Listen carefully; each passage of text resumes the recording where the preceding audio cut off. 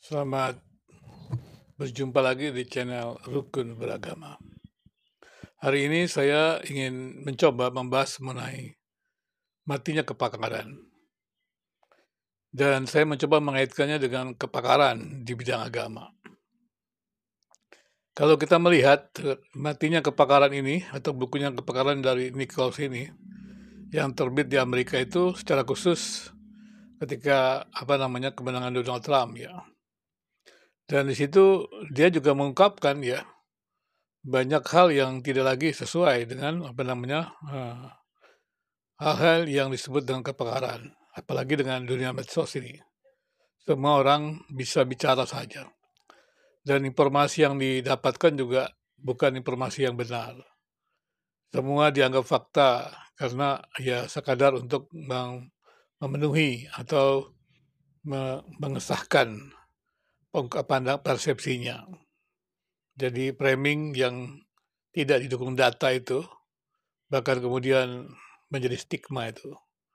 Sehingga akhirnya kemudian kepakaran di mana seorang membangun teori dari data ya, dengan analis data yang begitu baik, yang memang melelahkan, dan memang untuk menjadi pakar itu melelahkan, mengerjakan hasil-hasil penelitian dari seorang pakar juga melelahkan, biaya untuk mengerjakan penelitian-penelitian yang memberikan kontribusi besar bagi masyarakat juga memerlukan biaya yang mahal.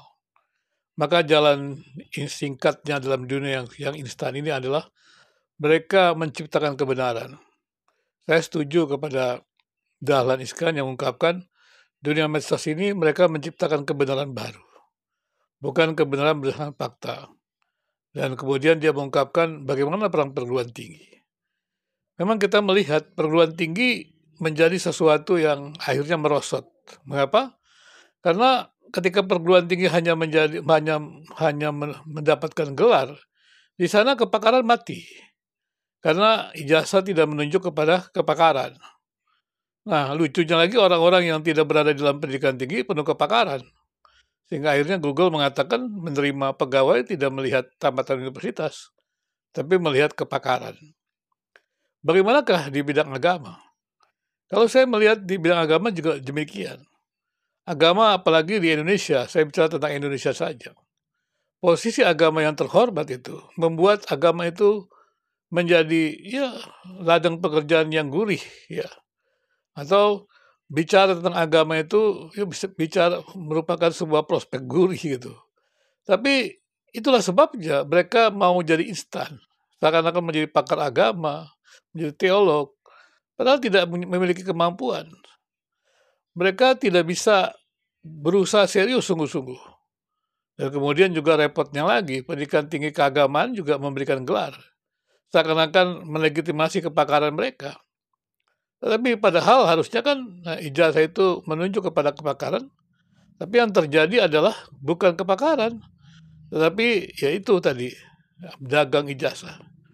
Itulah sebabnya negara ini, di mana pendidikan-pendidikan keagamaan begitu banyak marak di mana-mana, bukannya mensejahterakan rakyat, bukannya makin berpikir kritis, bukannya menghargai pengetahuan untuk menghadirkan kehidupan yang lebih baik, ya. Tetapi justru masyarakat atau rakyat ya harus membayar mahal mereka-mereka yang memiliki ijazah tapi tidak punya kepakaran. Dan akibatnya sudah mengerikan sekali. Mereka yang mendapatkan kekuasaan tanpa kepakaran itu, mereka akan berbuat seenaknya saja, tanpa berpikir panjang, tanpa memikirkan generasi mendatang, yang penting hanya memuaskan nafsu mereka. Demikian juga ketika mereka yang tidak punya kepakaran berbicara tentang agama, mereka hanya memuaskan nafsu mereka. Ingin menjadi populer, ingin jadi terkenal, ya karena bicara apa saja. Karena bicara apa saja tentang agama, ya. Mungkin juga sudah tidak punya lagi kepakaran yang lain, ya mereka lari bicara tentang agama.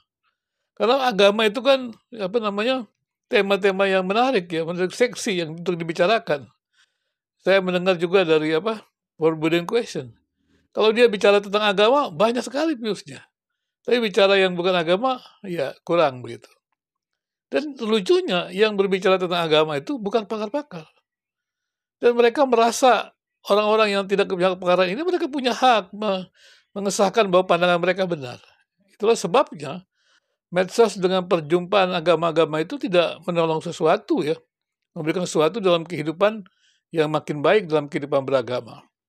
Jadi medsos itu yang memang kemudian juga apa namanya bisa menjadi menguntungkan untuk seseorang dengan hal-hal yang bersifat kontroversial, maka kebenaran itu dikorbankan.